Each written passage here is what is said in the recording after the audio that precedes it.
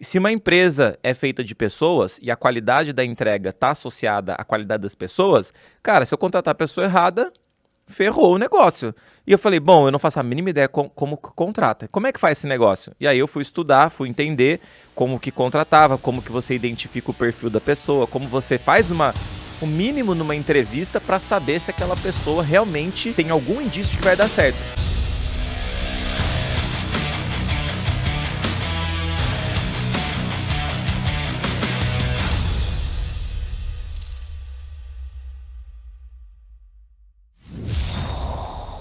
Estamos começando o podcast Gestão Lucrativa, para você que quer gestão que dá lucro e não dor de cabeça. Meu nome é Fred Petrucci. Eu sou Marcelo Pinazza. E hoje nós vamos falar sobre como contratar a pessoa certa para a sua agência de lançamentos, Marcelo. Então, essa é uma dor que muita gente tem, né? A gente não sabe como contratar, às vezes contrata a pessoa errada, acha que a pessoa vai ser aquele salvador da pátria, chega na hora, quando a pessoa entra para trabalhar, não era nada disso. Você achou que estava comprando uma coisa e depois viu que essa pessoa não está te ajudando no dia a dia. Por que é tão difícil contratar pessoas boas para trabalhar na nossa agência de lançamento? Essa é a primeira coisa. Você acha que é difícil? Você pode achar que não é difícil, né? Essa é uma Pergunta questão. de milhões.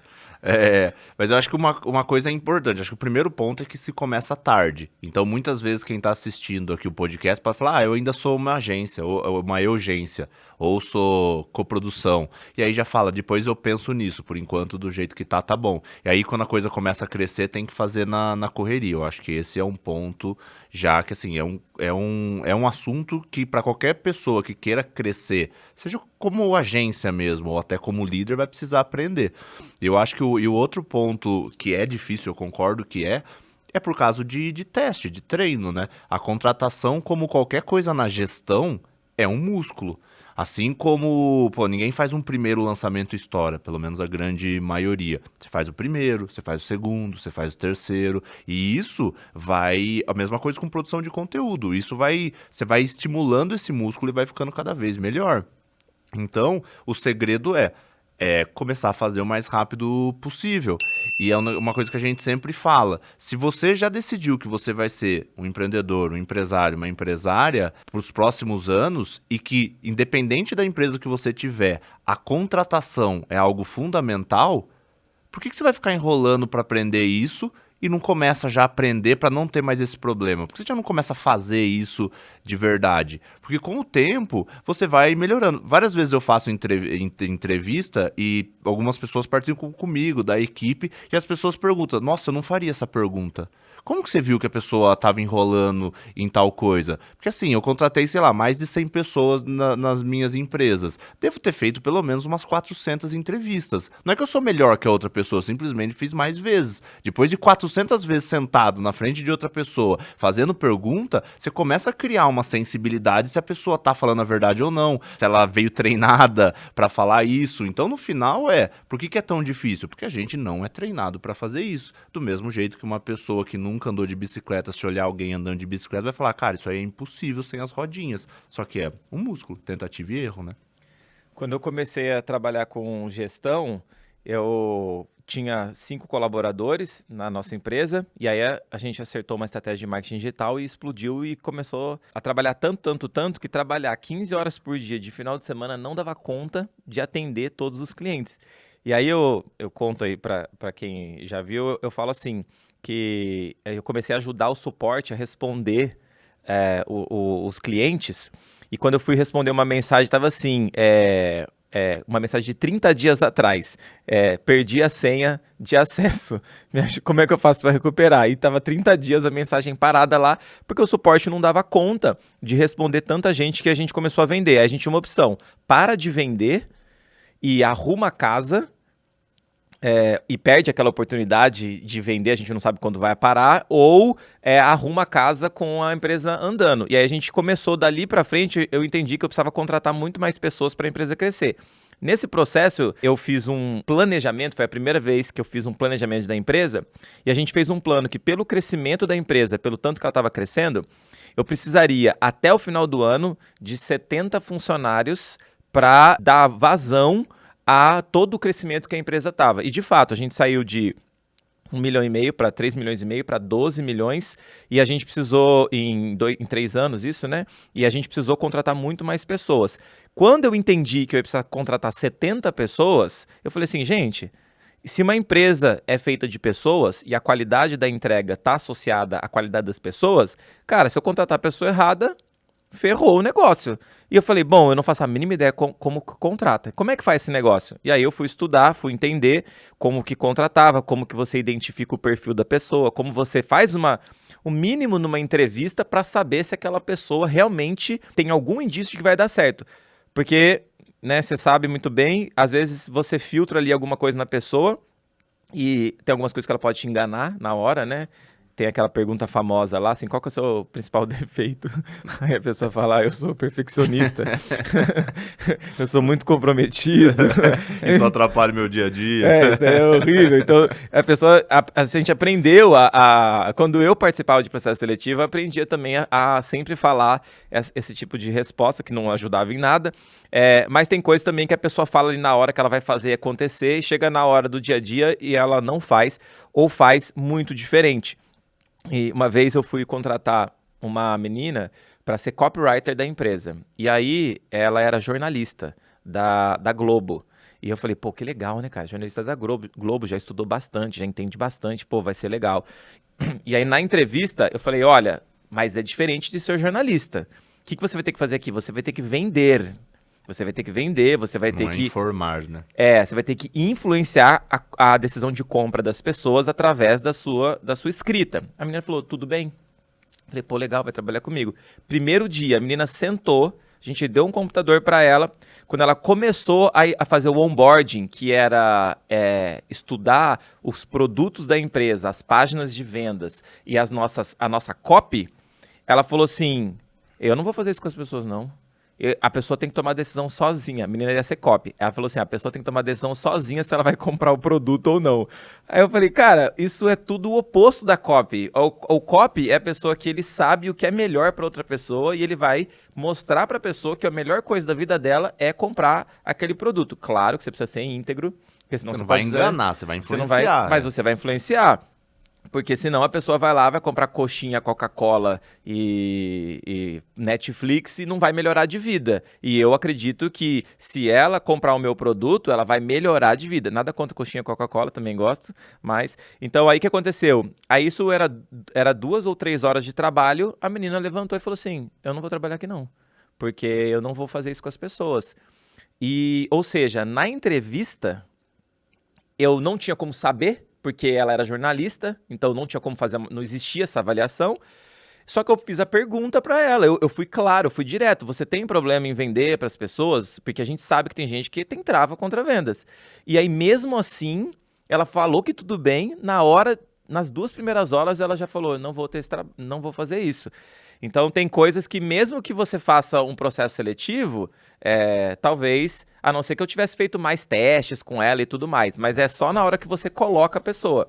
Então... Imagina o tanto que tava agressiva essa copy, né? Em 2 horas ela decidiu que ia embora. Cara, mas a gente sempre bateu muito pesado em copy. Aí a gente falava assim, tá, mas a pergunta é, se você não tem dinheiro, até quando você não vai ter dinheiro? Se você não fizer nada para mudar a sua situação de vida, você vai continuar sem dinheiro pro resto da sua vida. Então você tem 2 opções. Ou você continua gastando seu dinheiro do jeito que você gasta hoje, vivendo a sua vida e continua sem dinheiro, ou você investe nesse curso, aprende como ter mais sucesso profissional, aumentar seus ganhos financeiros e você depois vai ter dinheiro para fazer outras coisas na vida. Então, era uma cópia um pouquinho agressiva. Tem gente que estava incomodada. Mas não é tão... É porque é uma verdade, ué. É uma verdade, mas tem gente que acha que você está sendo muito grosso. Imagina você falar isso pra uma pessoa, né? Mas dinâmica ajuda bastante nisso, né? Porque justamente a pessoa pode... Você já entrega meio que um material seu pronto... E a pessoa pode fazer uma cópia em cima disso. Porque eu vejo muito pouco no digital aplicando dinâmica nas contratações. Eu quase não vejo processo de contratação no digital. Por quê? Porque o fato de ser home office, ser digital, já facilita um pouco você ter mais demanda de pessoas. E além disso, tá crescendo, a barreira de entrada é muito baixa. é muito fácil você repor pessoas. Mas assim, a média como um todo é bem baixa. Se você for equiparar o valor financeiro, por exemplo, de uma pessoa que ganha 5, 10 mil reais no digital, fazendo um trabalho numa agência, e que ganha 5, 10 mil reais em uma empresa maior, uma multinacional, não se compara. O cara da multinacional recebe a mesma coisa, só que ele é muito mais gabaritado. Muito mais. Desde o processo que ele passou. É que no digital tem essa doideira do tipo, se o cara é bom, eu pago mais porque a margem é alta. Aí você vê gente ganhando 5, 6, 7 mil, que se tivesse em qualquer outro lugar não ganharia R$ 1.000. E isso acontece bastante. Então, como tem muito essas pessoas, a gente acaba contratando e não usa a dinâmica, acaba fazendo de qualquer jeito. Mas a dinâmica é algo importante. E aí, voltando na pergunta lá atrás, que é por que é tão difícil, justamente porque as pessoas não veem a importância. Por quê? Porque se deu errado, sei lá, você contratou uma copy. Quantos copy tem pra você contratar essa semana? Sei lá, você abre uma caixinha de pergunta, ou pergunta pra alguém de um mastermind, vai ter uma porrada de copy. Inclusive, a gente tem pessoas que dão um curso de copy, é só pedir pra essa pessoa que ela te dá uma lista. Quando que eu comecei a me especializar mais em contratação? Eu tinha uma empresa de eventos, trabalhava com licitação, e o meu processo de venda chegava a ser 4 anos. Cada projeto era 1,5 milhão, 2 milhões, e levava 4 anos aquele relacionamento, que você leva a pessoa para fazer alguma coisa, e que aí se apresenta, e que aí muda a proposta, e aí você leva para ficar fazendo prospecção, você leva num monte de lugar com a pessoa, e aí você vai fazendo esse processo dessa venda durante o tempo. Só que a venda era tão complexa, porque o vendedor tinha que vender algo que era tão complexo, né? No caso, toda uma formatura, que pro cara conseguir vender sozinho, sem um sócio ou líder acompanhar, levava 6 meses. E não dava para eu participar, porque a gente atendia um raio de 700 quilômetros. Como é que eu vou estar acompanhando todo mundo, né? Então, você era obrigado a fazer um processo. Então, às vezes, demorava 3 meses, 4 meses. Por quê? Porque eu não podia errar. Porque errar uma pessoa que eu levo 6 meses para ela estar apta a fazer sozinho, e daí ela vai e me perde um contrato de 2, 3 milhões, cara, não... É a mesma coisa você ter alguém e essa pessoa pode falir um lançamento seu. Cara, você faz 4 lançamentos no ano, você não pode errar num lançamento. Entendeu?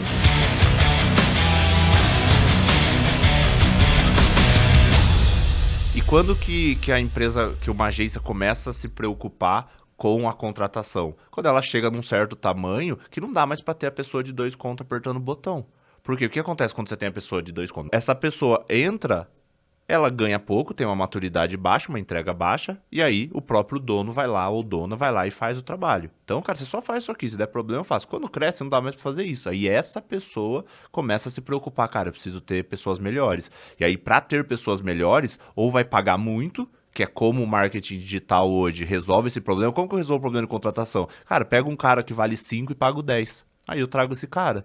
Só que se eu quiser um cara de 5, que realmente vale 5, que eu vou pagar 5? Aí você precisa de um processo seletivo. Aí que essas agências começam a pensar nisso. Mas isso, cara, elas já estão faturando pelo menos 2, 3, 4, 5, 10 milhões.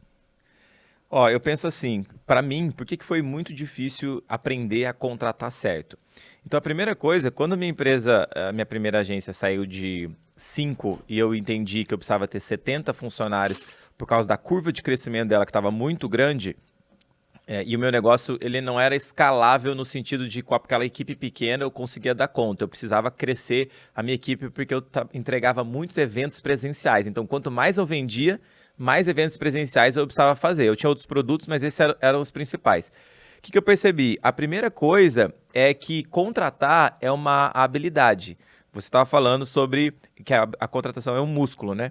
Então, a primeira coisa é entender como é que funciona o processo seletivo. Depois é você saber pegar lá o currículo da pessoa e, com pequenas coisas que a pessoa está falando, você conseguir tirar deduções sobre o perfil daquela pessoa. Claro que você não vai ser correto, mas existe uma frase que eu sempre, desde que eu aprendi, eu usei, que diz assim, como uma pessoa faz uma coisa, ela faz todas as coisas. É óbvio que essa frase ela é um pouco... ferro e fogo, assim, generalista, mas a questão é que, de fato, a maioria das vezes, quando você vê uma pessoa fazendo alguma coisa, não é a primeira vez que ela fez aquilo daquela maneira. Ela normalmente vai ser assim. Então, uma pessoa que mentiu para você uma vez, a chance é que aquela não foi a primeira vez que ela mentiu na vida. E ela tem o costume de mentir em certas situações. Agora, por outro lado, uma pessoa que é proativa numa situação, é bem provável que ela seja proativa em outras situações da vida dela. É por isso que na entrevista, né, normalmente a gente pergunta situações que a pessoa já teve que ser proativa, já teve que resolver um problema complexo, já teve que ter resiliência na vida. E aí você consegue entender, porque se ela usou essa musculatura nesse momento da vida, é provável que ela possa usar de novo com você. É claro que ela pode mentir, ela pode enfeitar aquela história, não foi bem assim, mas é que nem no marketing digital, a pessoa que entra na sua empresa, participa de um lançamento seu, é o cara do tráfego. Você contrata o cara do tráfego, ele participa do lançamento seu. Você faz lançamento 7 dígitos, aí no dia seguinte ele bota na bio dele 7 em 1. Como se fosse ele que tem a capacidade. Se você perguntar para ele se ele já fez um lançamento 7 dígitos, ele vai falar que sim. Só que não foi por causa dele. Foi por causa da sua estrutura que já entrega aquele resultado. Se você der um outro lançamento para ele, pode ser que ele tenha dificuldade em tomar as decisões sozinhos. Então essa pessoa pode te enganar nesse sentido.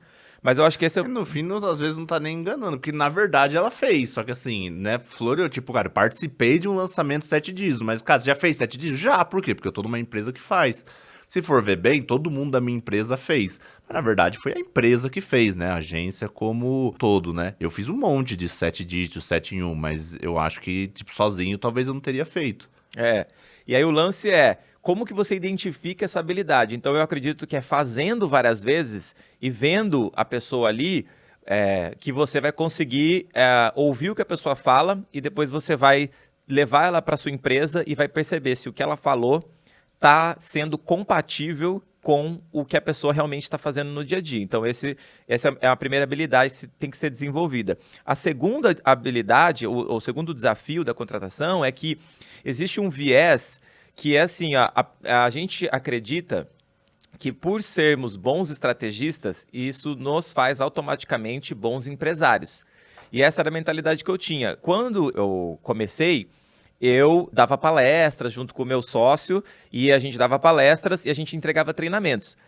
E aí eu descobri uma estratégia de marketing digital para começar a vender muito mais, 8 vezes mais do que a gente vendia, e do dia para a noite a gente começou a ter uma operação que realmente precisava ter gestão, não dava para deixar lá os funcionários se virando. Aí eu parei e olhei e falei, cara, muitas empresas quebram porque as pessoas não sabem fazer gestão. E quebra sim, né? Não é amanhã, quebra em algum momento lá no futuro, 4, 5 anos. Eu falei, eu não quero passar por isso. Falei, então, alguém nessa empresa precisa se tornar o gestor. Alguém precisa se tornar o empresário, porque a gente era especialista. Era o que a gente sabia fazer. Então você era especialista também. Eu também era especialista. Agora, qual que é a questão? O viés é achar porque eu sou um bom especialista ou eu sou um bom estrategista, eu vou ser um bom gestor. Eu vou saber liderar pessoas, eu vou saber conseguir fazer a equipe entregar um resultado, eu vou conseguir contratar, demitir, promover, fazer as pessoas performarem, organizar processos. Então, mas uma habilidade não tem nada a ver com a outra. Então, eu acho que esse é o segundo desafio. Quando a gente entra, fala assim, cara, eu sou muito bom em fazer lançamento, o que é contratar algumas pessoas e botá-las para funcionarem? Talvez isso... O mais difícil eu já faço, que é trazer o dinheiro. Eu acho que é tudo uma coisa só, né? E o terceiro desafio que eu acredito aqui é que contratar exige tempo e ele dá ROI indireto. O que é o ROI indireto? O ROI indireto é assim... eu estou acostumado a botar dinheiro aqui, fazer um lançamento e em 7 dias aquilo me dá dinheiro. Em 30 dias eu monto o lançamento e aquilo me dá dinheiro. Agora, contratação, cara, eu tenho que pensar no descritivo de cargo, eu tenho que botar o formulário lá para a pessoa preencher, analisar currículo, fazer entrevista, selecionar, contratar, fazer o onboarding. Aí eu treino a pessoa, aí a pessoa não dá certo? Puta, é muito trabalho para pouco resultado, né, na minha cabeça, né? Uhum. E aí... eu falo, cara, é muito mais rápido. E eu não tenho tempo, né? Porque eu tô fazendo um monte de lançamento. Eu tenho que ganhar dinheiro. Quem faz lançamento não tem tempo para ficar fazendo essas coisas. E aí, eu não tenho ninguém que faça. Então, eu vou lá e chamo meu primo, chamo minha avó para trabalhar, chamo minha mãe. Isso é real, né? Tem gente que eu já vi gente contratando vó para suporte, essas coisas. Então, eu acho que esse é o maior desafio, né? Contratar exige tempo e a pessoa não quer perder tempo. Então, essas coisas, eu não acredito que contratar seja difícil. Eu acho que ela é uma habilidade como qualquer outra, mas assim como você, por exemplo, você vai escolher uma pessoa para namorar ou para casar, você escolheu errado, velho. Você se lascou. Sócio também é um processo seletivo que você tem que fazer muito bem, que você pode se lascar. E colaborador são as pessoas que vai passar o resto da sua vida, porque ninguém contrata uma pessoa para demitir, né? Você não contrata pensando, nossa, vou demitir essa pessoa amanhã. Muito pelo contrário, você contrata a pessoa para ficar bastante tempo com ela. Então, eu acho que tem que fazer o processo seletivo bem feito.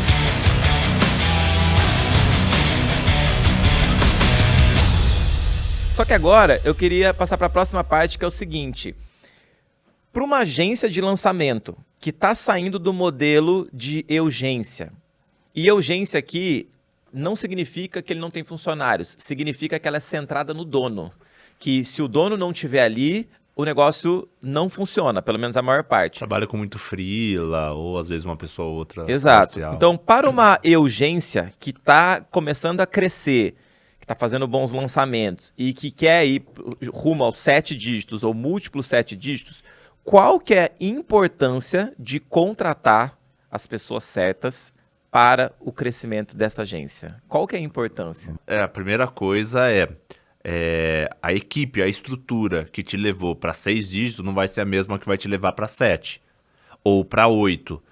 Quando eu entrei na minha agência, o faturamento eu entrei em 2020, né, como sócio. Em 2019, acho que o faturamento foi 1 milhão. Eu entrei em agosto de 2020, foi 4 milhões. A gente era um modelo que a gente tinha que resolver, vou falar sobre ele. E no outro ano, que foi o ano passado, a gente já fez mais de 8 dígitos. Então foi um grande crescimento e a gente passou por todas essas fases, né? Eu entrei efetivamente como gestor. Por isso que eu falei que sozinho não conseguiria fazer 7 dígitos, porque é muito mais mérito do meu sócio, que é o estrategista, do que meu, né? Eu só dei as condições para isso.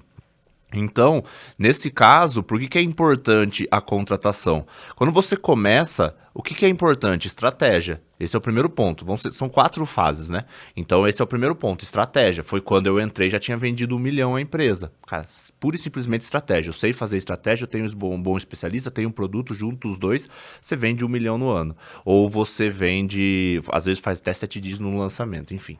Então, esse você consegue com estratégia. Como que você melhora um pouco para não morrer no meio do caminho? Você já começa. E aí, às vezes, você já até tem algumas pessoas trabalhando com você. Você vai para a segunda parte, que é estratégia e processo. Processo aqui que eu digo eu melhoro o meu CPL, eu melhoro a produção de conteúdo, eu melhoro a narrativa aqui. Tudo isso são processos dentro de um lançamento. Eu não estou falando exatamente a planilha, o monday, mas você ajusta os processos. Antes, cara, vamos lançar, faz um semente e manda bala. Aí você começa a ajustar alguns processos. Você começa a colocar um upsell, um downsell. Isso te leva para outra parte, né?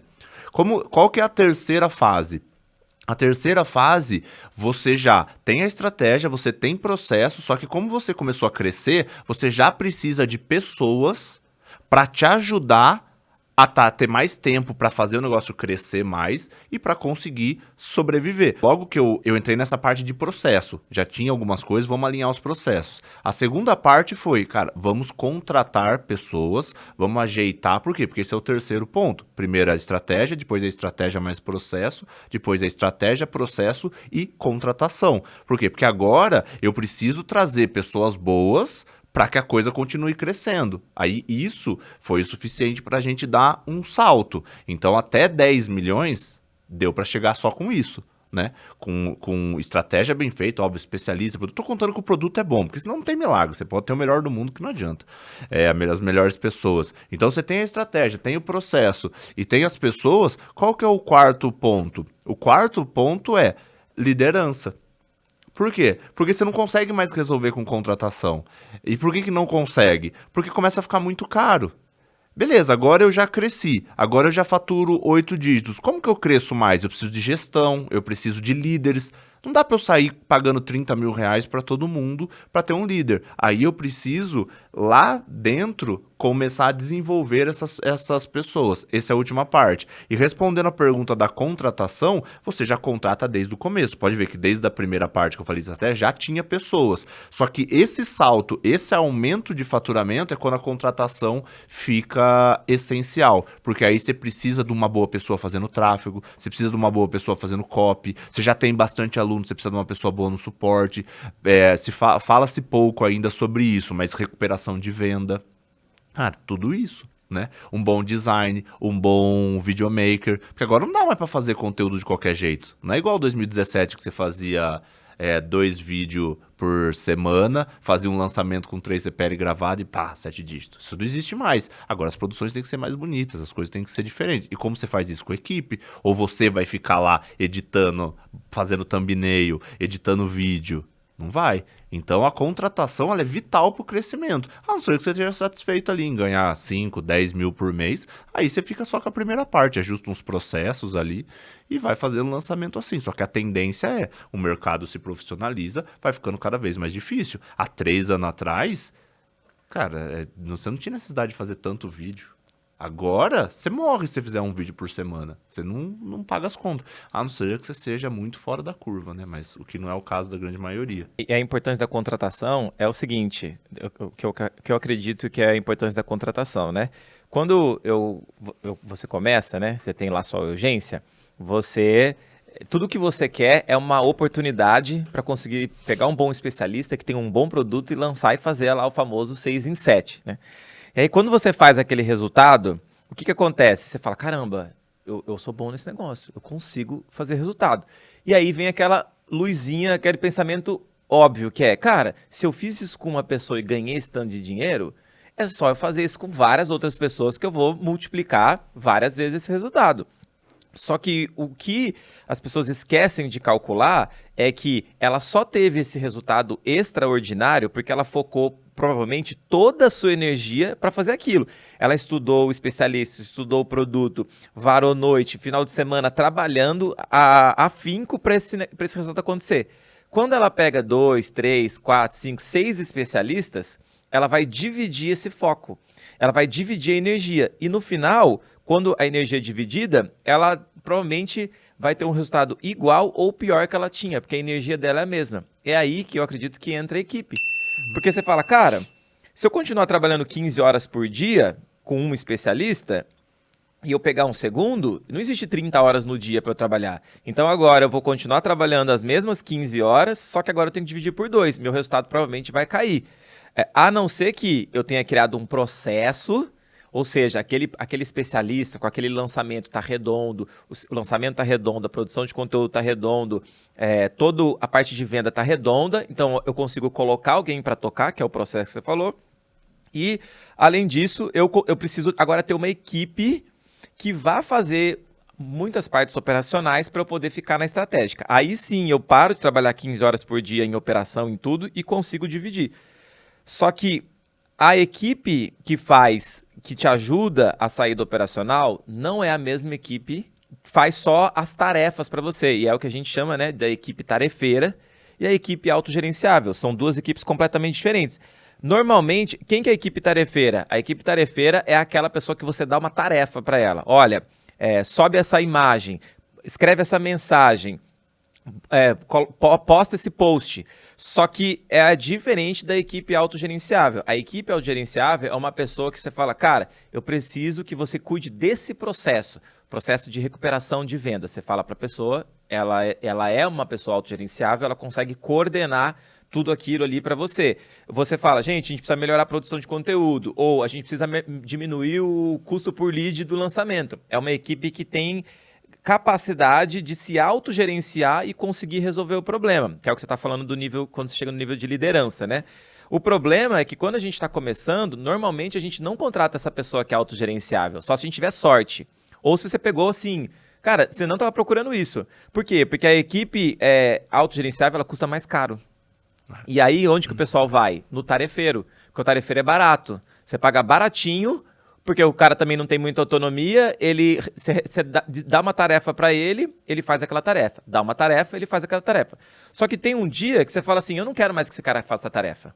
Eu quero agora que ele cuide, que ele seja responsável. Ou que você esquece de passar a tarefa para ele e já... Você esqueceu de passar a tarefa pro cara, ou você quer passar o processo inteiro para ele. Aí você começa a live e descobre que ninguém mandou mensagem nos grupos. Você tem 180 grupos e ninguém mandou mensagem. Por causa disso. Exato. E o tarefeiro, ele já fez essa atividade trocentas vezes. E daí, porque você não falou, ele não fez. Mas é isso, porque ele é tarefeiro. Então ele recebe distribuição de tarefa. A partir do momento que você para de distribuir tarefa e pede pro cara pensar, ele fala assim, não, mas pensar não. Isso aí não faz parte do meu trabalho. Por quê? E olha que interessante isso. A pessoa ela deixa de pensar não é por culpa dela, é porque ela foi treinada a não pensar. Porque toda vez que ela queria pensar, se eu sou centralizador, eu quero tomar as decisões. Eu sei o que é melhor. Eu sei o que eu tenho que fazer. Então, se a pessoa fala assim, gente, eu tive uma ideia, por que a gente não faz tal coisa? Você fala, não, não quero saber a sua ideia. Aí o cara vem de novo, viu? Eu acho que a gente deveria fazer outra coisa. Aí você vai lá e poda e corta a ideia do cara de novo. Na terceira vez que você fez isso, o cara fala, entendi. Então, aqui não é pra eu dar ideia nenhuma, é só pra eu obedecer. Aí, chega... Mesmo que inconsciente, né? Você acaba infantilizando. Já aconteceu uma vez, ia mandar mensagem nos grupos, mensagem de venda, essas coisas.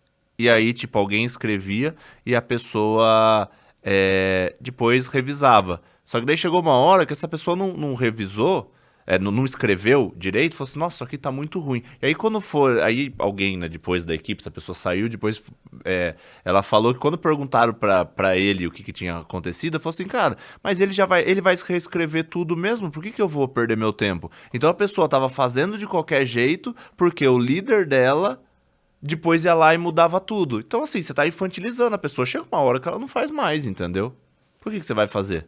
E essa infantilização do colaborador, ela é treinada, né? Eu treino a minha pessoa, ao meu colaborador a falar, cara, eu não quero que você pense.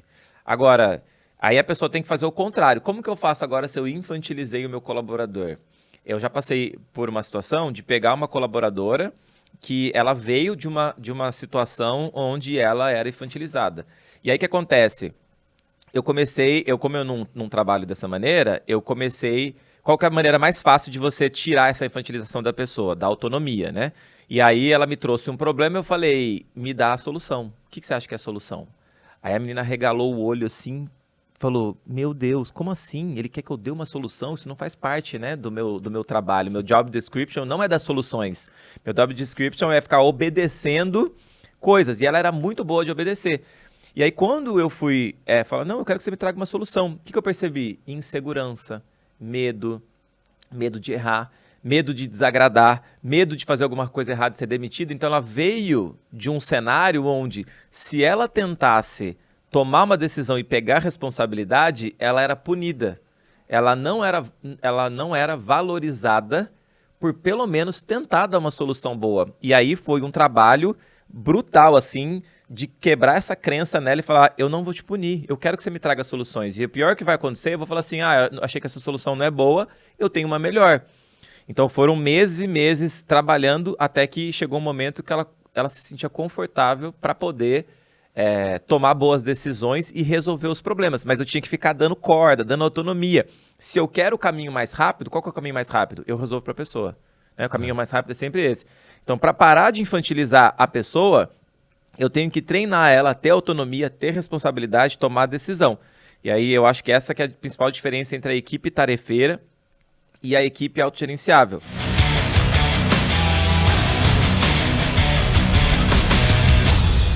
Agora, Marcelo, a próxima dúvida, que é unânime do pessoal que eu sempre recebo, é assim, contratar para crescer ou crescer primeiro e depois contratar? Qual é a verdade? Cara, eu acho que depende muito, assim. Eu prefiro... Aí vamos lá. Depende por quê? Depende muito da estrutura da sua empresa e quem tá lá dentro. Por exemplo, no meu caso, eu prefiro contratar para eu poder dar vazão nesse crescimento. Mas por que eu prefiro isso? Porque eu já tenho esse background de gestão e eu sei que com mais pessoas lá dentro eu ganho performance. Só que isso não é a realidade de 98% das agências do marketing digital. As agências, a realidade é que você falou, tem o estrategista, esse estrategista toca o barco e a galera sai fazendo, né? Então, se esse cara começar a contratar gente pensando em crescer, ele não vai crescer. Por quê? Porque o crescimento está ancorado na habilidade dele de fazer a estratégia de venda, de ser um estrategista digital. Se eu sou sozinho, que foi o exemplo que você deu quando começa, meu foco está todo nessa venda. Se agora eu tenho mais uma pessoa, e provavelmente essa pessoa não vai ser super desenvolvida, eu tenho foco em fazer a estratégia e minimamente olhar essa pessoa. Por mais que se essa pessoa for muito boa, você vai gastar pelo menos 20% do seu tempo com ela. Mostrando as coisas, fazendo onboard, fazendo um monte de coisa ou simplesmente dando a direção. Porque quem é bom, você só direciona. Mas é 20%. Normalmente, não é uma pessoa júnior. Aí você vai gastar 80% do seu tempo. Imagina, não, eu quero crescer, então eu vou contratar 5 pessoas. cara, acabou seu tempo. Aí você não cresce nunca, porque você passa todo o seu tempo gerenciando. Então, o ideal para quem não tem esse background de gestão, não está organizado o suficiente cara, cresce, bate num teto, contrata. Cresce, bate num teto e contrata. E vai fazendo isso. Por quê? Porque você vai sentindo a demanda, vai contratando e você vai pegando essa casca, vai entendendo o como faz isso. Porque senão a chance de dar certo é muito baixa. De novo, não tem certo ou não tem errado. Depende muito da sua estrutura. Para você conseguir contratar para crescer, você tem que ter um planejamento, né, e uma gestão muito redondinha, porque senão você gasta dinheiro, você afoga o seu caixa e você começa a perder tempo com outras coisas. Aí você entra 100% na operação. E aí é o coquetel para dar errado. Tem gente que acredita que é melhor contratar primeiro e depois crescer, porque daí, teoricamente, você vai ter uma base maior para você crescer mais rápido lá na frente. E tem pessoas que falam, não, eu vou até o talo, até o máximo que eu posso, e depois eu contrato. Eu já fiz as duas coisas. O que eu recomendo? A coisa mais importante, a única coisa que mata uma empresa é falta de caixa. Se você não tem caixa, você vai morrer. Então, o que eu sempre recomendo? O primeiro lucro que você tiver, e eu vou separar lucro de salário, né? O primeiro lucro que você tiver, esse lucro da sua agência, ele deve ser reinvestido. E é interessante porque a gente, quando pensa em investir, a gente pensa em tráfego. Ninguém tem problema em investir mais no próximo lançamento, porque já existe o hábito e a cultura de que se você quer faturar mais, você precisa investir mais. Só que quando a gente pensa em investimento em pessoas, isso não é uma cultura. As pessoas nem pensam em pessoas como investimento, elas pensam simplesmente como custo ali. Por isso que eu acho importante você, no começo, o tanto de lucro que você tiver, não todo, né, mas uma parte, você investir em contratar. Por quê? Porque é um ciclo, é assim, ó, eu tô trabalhando pra caramba 15 horas por dia, tô fazendo coisas operacionais.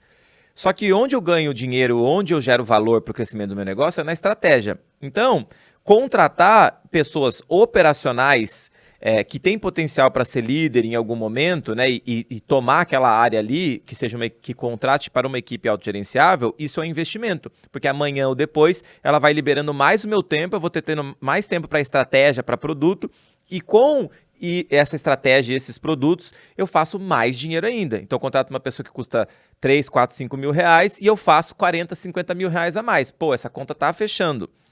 Então, eu acredito que não é contratar primeiro todo mundo, mas você ir contratando de acordo com o seu caixa, para você não matar o seu caixa. E aí, para saber se eu posso contratar uma pessoa ou não, eu uso a regra da verba de guerra. O que é a verba de guerra? Eu coloco um período, normalmente de 3 meses, que é uma grana que eu vou testar se essa pessoa vai dar certo. Então, vou dar um exemplo. Se o salário dela é 3 mil reais, eu preciso de 9 mil reais. E a minha pergunta é, o que essa pessoa precisa fazer, ou o que precisa acontecer em 3 meses para ter valido a pena eu gastar esses 9 mil reais? É como se fosse um tráfego. Então, eu quero que essa pessoa, por exemplo, ele é um gerente de projeto, exemplo, difícil achar um gerente de projeto por 3 mil reais, mas é possível. Você quer que essa pessoa o quê? Tire o seu tempo de fazer gestão de projeto, tá? Então, isso vai liberar o quê? 2, 3 horas do seu dia quando você está começando. Pô, se daqui 3 meses essa pessoa de fato estiver liberando 2 a 3 horas do meu dia, valeu aqueles 9 mil reais? Valeu se eu pegar esse tempo livre, 2, 3 horas, e criar um produto novo, melhorar minha copy, melhorar minha estratégia. Então eu penso na contratação primeiro, ou não, dependendo desse meu caixa. Então eu não vou fazer loucura, mas também não vou ficar acumulando dinheiro. Tem muita gente no digital que investe 50, volta 500, a pessoa vai lá e divide o dinheiro, cada um guarda o seu dinheiro e a equipe continua uma equipe que não te ajuda a crescer o seu negócio. Então eu acho que isso é um erro. Mas isso é um pensamento de gestor, entendeu? Porque você concorda comigo que, cara, beleza, fiz essa conta aí da verba. Pra esse cara em 3 meses tá liberando 2 horas do seu tempo, cara, você precisou dedicar tempo pra ele. Ou você precisou contratar muito bem, o que normalmente o estratégia já não é uma skill dele, ou você teve que ir acompanhando essa pessoa. Só que assim, se você não tiver ou um sócio gestor pra fazer isso, que é o que a gente fala, se você for mesmo fazer, o que acontece? Tempo. Aí você dedica X% do seu tempo treinando esse cara, a não ser que a sua venda seja muito alta, que 80, do seu tempo seja o suficiente para você crescer mesmo assim, você começa a perder retorno, perder competitividade. Por quê? Porque você está focando em outra coisa. Por isso que o lance é, tá, mas então como que resolve isso? Você pode crescer e contratar, mas você vai ter esse problema para sempre. Você pode contratar antes, que você também... Então, você vai ter problema de qualquer jeito. Se você crescer e contratar, você tem esse problema de a coisa não estar organizada. Se você contratar antes, você tem esse problema de perder muito tempo. E como que resolve isso? Não resolve. Por quê? Porque você tem um problema que a contratação não vai resolver nesse caso. Nesse caso, você tem um problema estrutural. Por quê? Não existe uma empresa que cresce com um sócio só. Não tem nenhuma empresa que você vai conhecer que cresceu muito que tem um sócio. Pode pegar qualquer uma no digital. Você pode pegar qualquer pessoa. Cara, você pode pegar o Vinhas, ele tem o Lucas. O Ladeirinha tem o Rui. O Érico Rocha tem o Hugo e o outro irmão dele. Cara, todo mundo tem uma pessoa que está olhando para a gestão. Né? Mesmo que a pessoa não faça só isso, mas tem alguém olhando. Por quê? Porque você consegue crescer e estruturar a empresa com alguém olhando para recurso sem você tirar o foco da venda. Então o grande problema é esse. A gente começa como urgência, como coprodutor e quer ficar assim para todo sempre. Só que não dá. Então assim, você não consegue resolver isso, porque no final é sempre tempo. Tempo e recurso. E quem que administra recurso? E o tempo é um deles. É o gestor.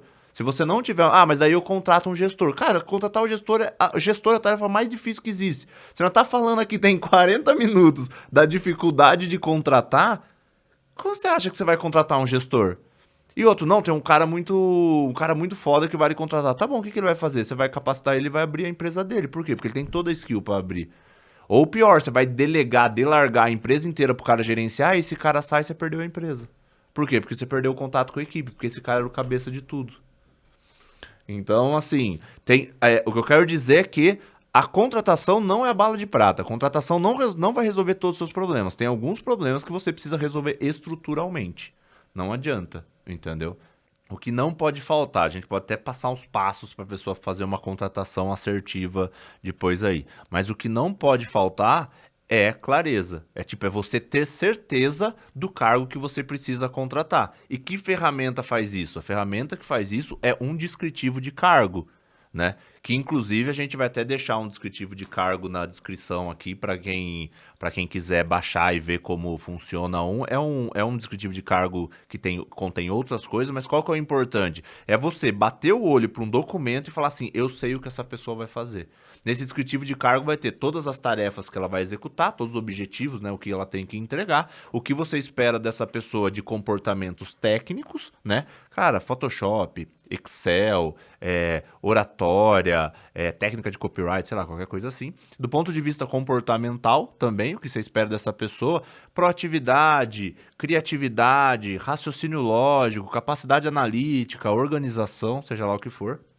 E um outro ponto importante também são alguns valores. Pô, mas valor é muito difícil você entender. Cara, pensa para sua agência o que é inegociável. Cara, se para mim qualidade é inegociável, pô, isso já é uns valores. Se para mim organização, ou para mim melhoria contínua é algo inegociável. Quando você for entrevistar pessoas, vai perguntar, cara, qual foi o último curso que você fez? Qual foi o último livro que você leu? Se a pessoa não fez nada, você já descarta ela de melhoria contínua. Então, isso é valores. Então, você concorda comigo que se tiver uma tarefa que essa pessoa faz, aí depois vocês pegam um exemplo aí na descrição e vê. Toda a parte técnica, toda a parte comportamental e minimamente essa parte de valores, cara, você tem na sua cabeça o que você precisa contratar. Esse é o primeiro norte. Porque você sabe aonde você vai procurar, o como você vai entrevistar, que coisas que você precisa saber. Esse é o primeiro passo, é a clareza. Então, o que não pode faltar? Se de tudo que a gente falou que for pegar uma coisa, cara, clareza. Você precisa ter clareza do que você quer contratar. Você não falar, cara, contrata um designer para mim. Mas ele vai fazer o quê? Ele vai fazer página? Ele vai implementar? Então eu preciso de um cara mais desenvolvedor. Ele vai fazer criativo? Né? Ou não? O que ele vai fazer? Ou ele vai ser uma pessoa que faz e-book, mais com um diagramador? Cara, é isso. Só que se ele vai trabalhar na sua equipe, não adianta você só pensar da parte técnica. Você tem que pensar na pessoa como um ser humano completo. Porque, inclusive, ele vai influenciar não só no trabalho dele, como vai influenciar toda a equipe. Se essa pessoa tiver o comportamento muito diferente.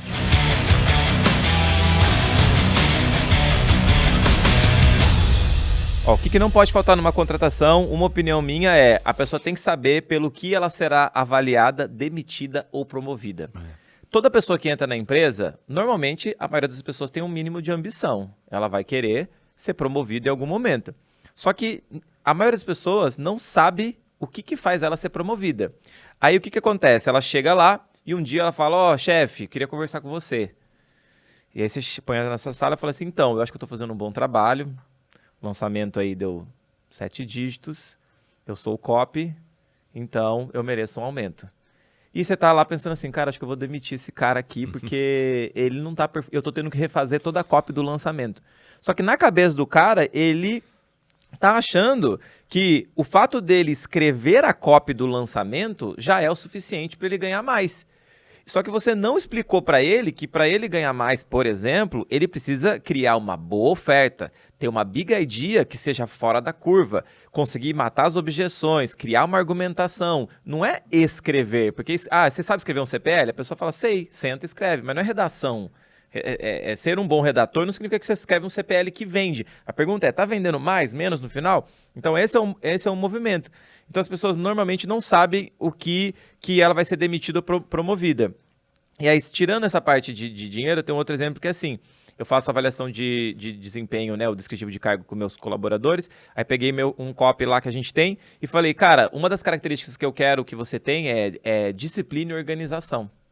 E aí eu peço para ele se autoavaliar, e a avaliação dele, não sou uma pessoa organizada e disciplinada. Muitos copies, como eles são mais criativos, talvez eles tenham bastante desafio com isso. E ele quer ser promovido para pleno. Então eu falei, cara, a hora que você aumentar a sua competência de organização e disciplina, você está mais próximo de se tornar um pleno. Então tá claro para ele, enquanto ele não completar, vai ser mais desafiador. O que aconteceu? No mesmo mês, ele comprou um curso de gestão de tempo, de produtividade e começou a fazer agenda semanal, começou a organizar o que ele vai fazer primeiro, depois segundo e terceiro, diminuiu o tempo que ele demora para conseguir escrever um CPL e começou a organizar a documentação dele. Então ficou muito claro. E aí ele chegando nessa organização, e lógico, a cópia dele já é boa e outras coisas que eu estou avaliando, fica muito claro se ele vai ser promovido ou demitido. E o contrário também é verdade. Se ele continua sendo indisciplinado, não entrega no prazo, se ele se torna desorganizado, amanhã ou depois eu posso chegar e falar, cara, posso te falar? Não tá dando pra gente trabalhar. E não vai ser uma surpresa para ele. Então essa questão aí de você saber avaliar, está claro para a pessoa o que faz ela ser demitida e promovida, para mim é uma faz situação. super. Tem uma coisa que é super importante, vou até falar olhando para a câmera, que essa é uma parte importante que a maior parte das pessoas não entende, que são duas coisas. A pessoa tem que ser a pessoa certa e ela tem que dar certo. São duas coisas separadas. Por quê? Como que eu sei que é a pessoa certa? É a junção de duas coisas. É a junção de uma boa contratação e o bom onboarding. Então, é essa parte que a gente vai focar. Se eu contratei a pessoa direito, que foi tudo isso aí que a gente tá falando aqui, contratou a pessoa, alinhou todas as expectativas, aí eu tenho 30 dias, 60 dias, 90 dias do onboarding para validar tudo que eu vi lá atrás, né? Então, beleza, depois a gente vai fazer um podcast só sobre o onboarding, mas a maioria das pessoas faz isso errado. Só que se você fizer uma contratação certa e um onboarding certo, quando terminar esse período de 1 mês, 2 meses, você tem certeza que você acertou na contratação. Isso não significa que a pessoa vai dar certo, porque a pessoa dar certo depende se você consegue, se você tem uma progressão de carreira para essa pessoa, se essa pessoa tem um salário que ela acha justo, se você tem outras políticas, se ela gosta do clima, tem 300 coisas. Além disso. Só que às vezes você precisa entender se você errou na contratação, nessa primeira, cara, eu não trouxe a pessoa certa. Ou se é a pessoa certa, mas ela não performou bem na sua empresa. Então, a gente precisa resolver cada coisa de uma vez, né? Porque é um passo, só a contratação não vai resolver tudo. Mas o primeiro ponto você precisa garantir que você vai acertar nessa pessoa. E para acertar contratação bem feita e o processo de onboard valida essa contratação. Precisa ser só contratar e jogar a pessoa lá, das duas uma. Ou ela vai dar certo, você vai descobrir daqui 2 meses, ou ela vai dar errado, você vai descobrir lá na frente também. Então, acho que é bom separar isso, porque você pode ter uma pessoa super boa e efetivamente ela não vai ficar lá por outros motivos, né? Então não é só contratação, mas a contratação é esse primeiro passo. Quarto item que eu acho que não pode faltar numa contratação. Eu não abro mão de análise de perfil comportamental. Eu, particularmente, já usei DISC, já usei Enneagrama. Agora, recentemente, a gente está testando o PI, que é uma outra metodologia. Assim, na minha visão, é parecida com o DISC. Mas o que é o perfil comportamental? Ele é uma ferramenta, é um teste que você passa para a pessoa, e aí tem vários tipos de testes que você pode pegar na internet, que ele te dá uma análise do que é o perfil daquela pessoa. E através daquele perfil, você consegue identificar padrões de comportamento. Então, vou te dar um exemplo. Ah, você quer uma pessoa para gestão de projeto. Normalmente, para gestão de projeto, ela normalmente vai ser uma pessoa mais analítica. Vai ser uma pessoa mais processual. Então, você pega um perfil de personalidade, né, você vai ter o DISC lá, ela vai ter um conformidade alto, que é o C, né, do DISC.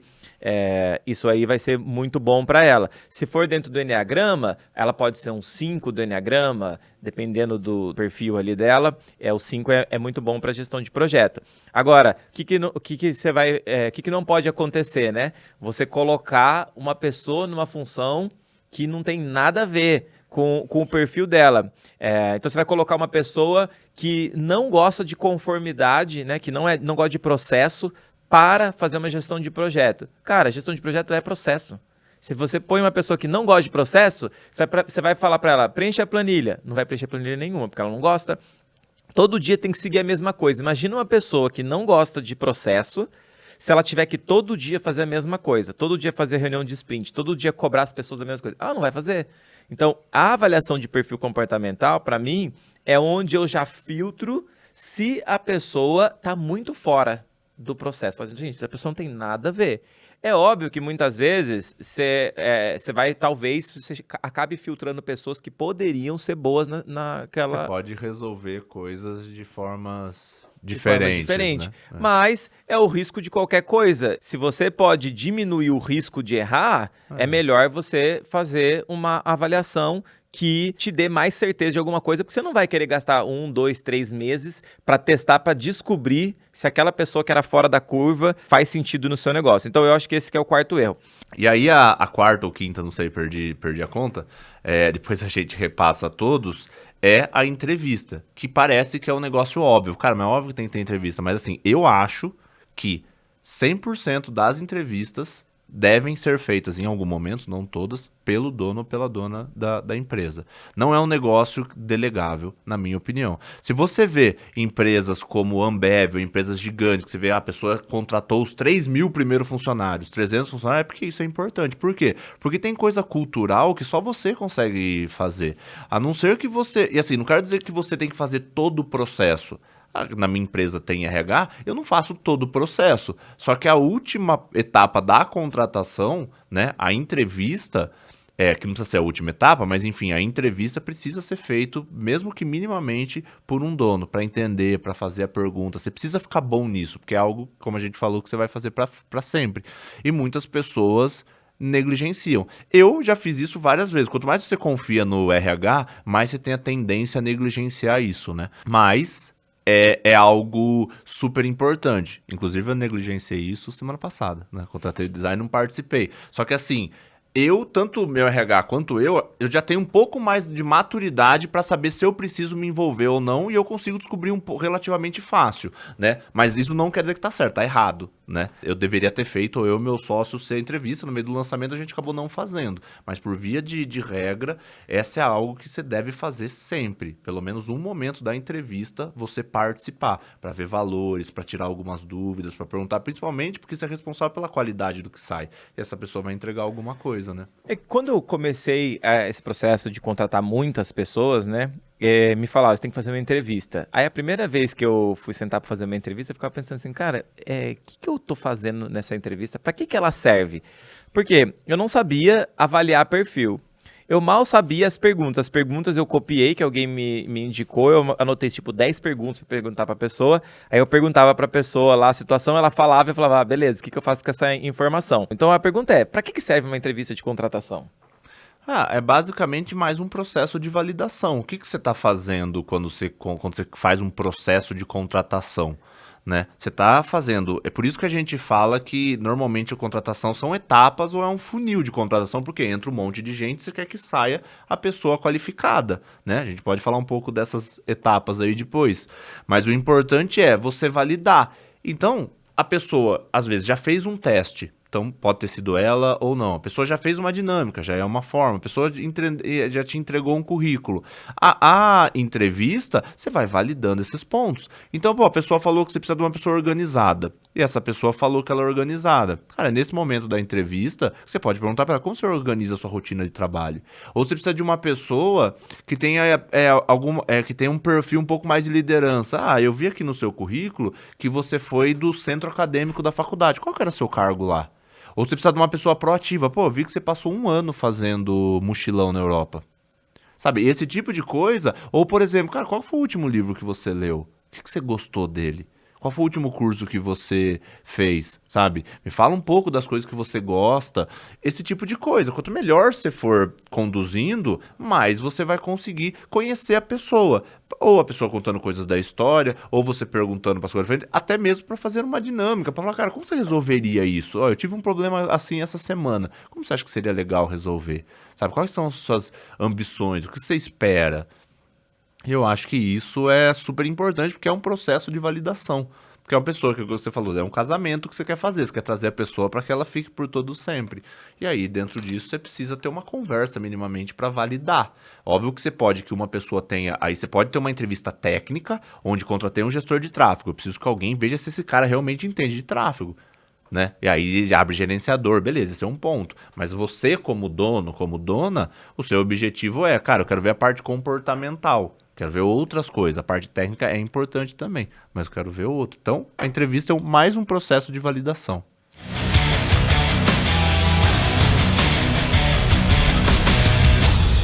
Agora, eu quero te perguntar uma coisa que é raro de acontecer no digital, mas quando eu comecei, tá? Eu aprendi isso desde a base, assim, eu tive a sorte, né, de começar a estudar sobre gestão. Eu falei, cara, eu não quero errar nesse negócio.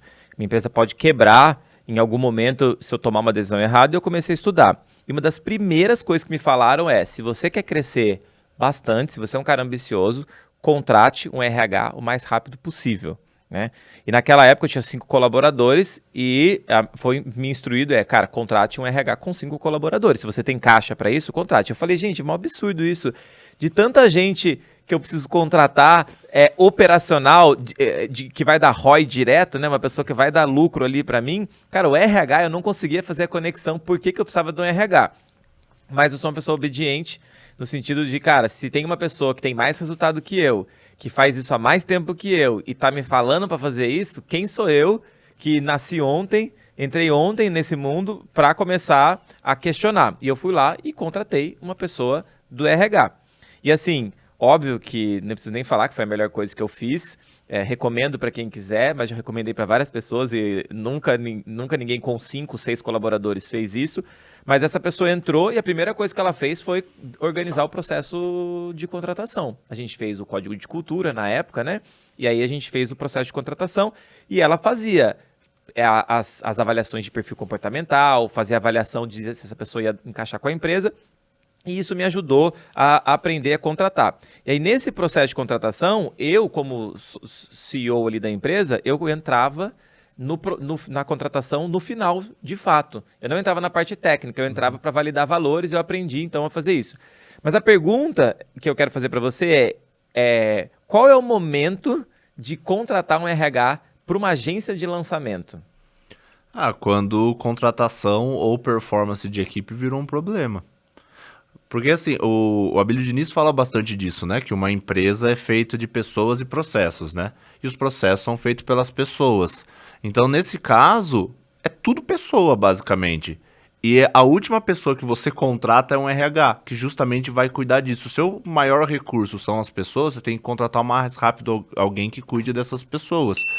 Então, rapidamente isso vai começar a ser um problema. Ou engajamento, ou capacidade. Quando você notar que aquilo já é um problema, já é a hora de contratar. Isso pode acontecer com 10 pessoas, com 15, isso pode acontecer com 3, 4. Mas o negócio é, se você, quanto mais cedo você tiver, mais ele resolve o seu problema. Porque o recrutamento e seleção é só a parte mais básica do RH. Tanto que são os RHs mais júniores que focam nisso. O restante do RH... Cara, ele te ajuda em one-on-one, ele te ajuda em avaliação de desempenho, ele te ajuda no RH estratégico, ele te ajuda com cultura, te ajuda com missão, com visão, com valores, te ajuda num monte de coisa que vai ser fundamental para o seu crescimento. Quanto antes você puder, melhor. Mas óbvio que você não precisa ser também negligenciar o seu caixa. Cara, se você puder, ou se isso já é um problema muito grande, ou se você tiver caixa, cara, ele vai salvar a sua vida. Da mesma coisa que o gestor de projeto. Quando que eu vou ter um gestor de projeto? Quando isso se torna um problema. Você não precisa ter um gestor de projeto desde o começo. Mas se você tiver desde o começo, ele vai facilitar muito a sua vida. Só que quando você tem, cara, quando isso é um problema, que normalmente o problema de processo vem antes do problema de equipe. Porque você não sabe onde está o problema. Pode até ser de equipe, mas você acha que é de processo. Porque no marketing digital tudo é processo, né? Problema de processo. A galera botou isso na cabeça e é isso até então. Então, você arruma o processo, você vê que é um problema de pessoas, porque é quem cria os processos.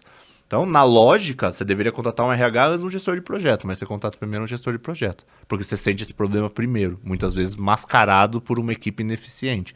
Quando você sentiu o problema, você contrata. Eu não postergaria.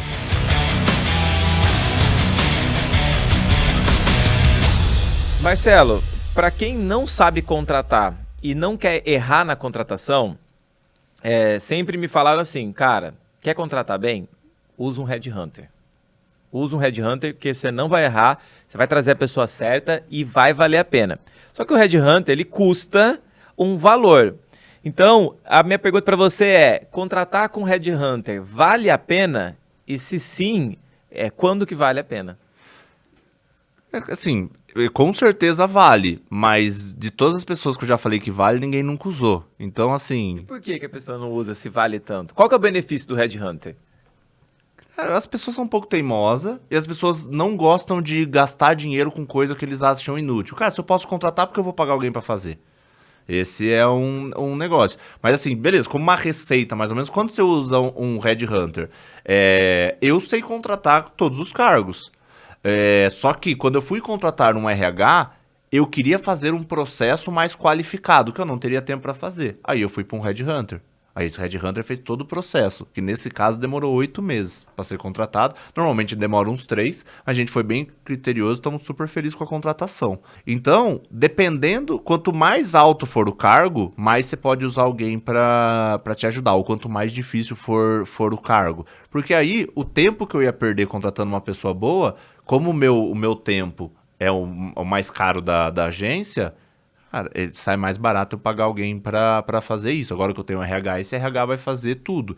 Então, quando você usa um headhunter, ou quando você não tem um RH, ou para contratar o RH, ou quando você quer um cargo um pouco maior. Porque, efetivamente, se for contratar todo mundo da sua empresa com um headhunter, pode sair muito caro. Mas é uma pessoa que vai te entregar alguém mais assertivo. E assim, existem headhunters e headhunters, né? Headhunter é aquela pessoa que vai ver valores, que vai ver tudo e vai fazer a contratação para você. Não é aquela pessoa que vai pegar uma lista e toma isso. Aí não, isso aí o cara tá fazendo um processo para você ali. Você não acha que esse que é o erro de distinção que as pessoas fazem? Quando a gente fala headhunter, eu já contratei empresas que era para fazer o processo seletivo e a única coisa que ela fazia era juntar os currículos, ver se a pessoa sabia um básico lá. Quando chegava para mim, a pessoa não tinha os valores da minha empresa e eu tinha mandado. Não tinha os valores da minha empresa, não tinha o perfil. Então, o headhunter não é isso. Isso você vai pagar caro para uma pessoa juntar. Isso aí é mais fácil você entrar num site, Recruta Simples, Revelo ou LinkedIn, e aí você vai receber todos esse perfil, porque você consegue filtrar pelo que você quer, que era um cara que se formou nisso, que fez isso, você vai receber um monte. Aí você usa isso. O headhunter, ele tem que fazer o processo inteiro, desde entender sua empresa, cultura. Eu participei das entrevistas também, eu não tenho a parte técnica, mas enfim, quando que vai usar o headhunter? Quando é um cargo que você não se sente confortável de usar, de contratar, porque você não entende. Quando é um cargo muito difícil achar, quando é um cargo mais de gestão que é difícil, ou quando você for contratar o RH, né? Ele é bom você fazer por um headhunter, né?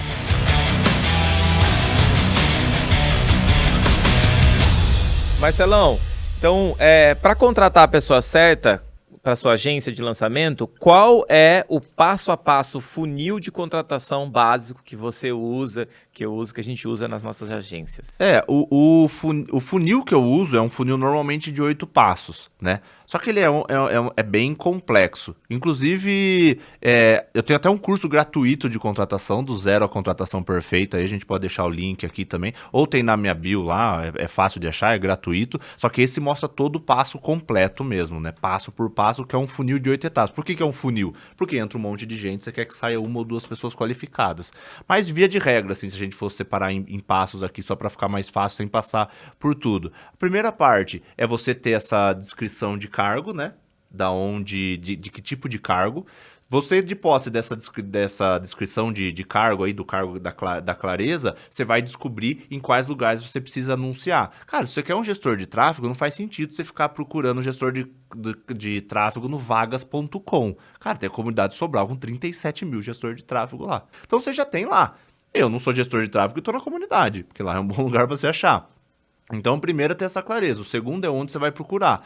A partir disso, o terceiro passo é fazer a divulgação disso e começar a fazer a triagem desse material. Então, você divulga e começa a fazer essa triagem. E aí, o como vai divulgar, que é o que eu explico certinho no curso, você usa um formulário, você tenta rastrear o máximo possível. Beleza. Seleciona essas pessoas, o que eu gosto de fazer? Um teste prévio. Por quê? Muitas pessoas pulam desse terceiro passo para entrevista. O problema é que entrevista é o seu tempo. Você não quer entrevistar 15 pessoas. Quanto menos e mais qualificadas, melhor. Então, nesse passo, você faz esse teste prévio. Cara, pro cara fazer um portfólio, pro cara escrever algumas copies, aí vai. Aí, depois disso, você faz a entrevista. E aqui eu coloco entrevista e dinâmica, se tiver alguma dinâmica. E aí, por último, eu faço o teste comportamental, porque normalmente ele é pago, então eu deixo por último. Então, cara, normalmente são essas 6 etapas aí. O descritivo de cargo, aonde eu vou divulgar, né, o envio e manipulação das informações, esse teste prévio, a entrevista e o perfil comportamental. Se for um cargo muito técnico, você pode até dividir essa entrevista em duas, para fazer uma entrevista técnica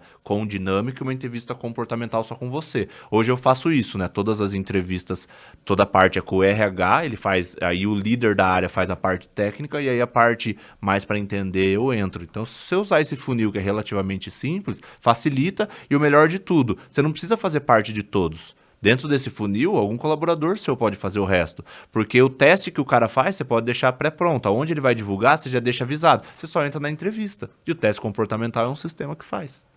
Então, de todo esse passo que eu falei, que é 6, aqui, eu tirei os 2 que são mais específicos, você pode deixar, você pode outra pessoa fazer, e aí você vai lá e faz só a entrevista. Isso reduz bastante o seu trabalho. Você não vai ter que entrevistar 10 pessoas, você vai ter que entrevistar 3, 4.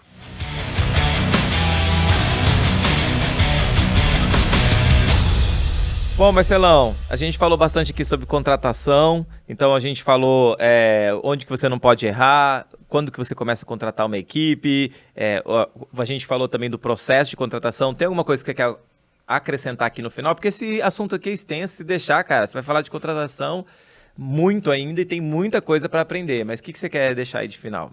Esse assunto é infinito, né? Então, o importante, assim, a gente quis deixar muito claro para a pessoa saber o quando contratar, a importância de contratar, porque o playbook da contratação, o cara pode tentar headhunter, pode tentar de outras formas. Então, a intenção não é mostrar a parte técnica da contratação aqui.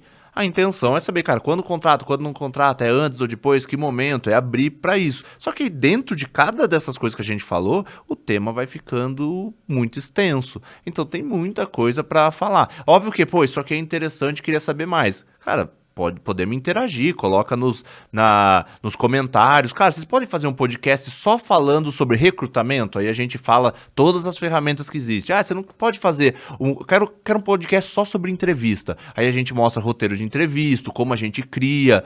E aí a gente vai continuando, porque senão a gente vai gravar 300 podcasts do mesmo assunto. E a intenção é que a gente faça o que as pessoas querem ouvir também, né?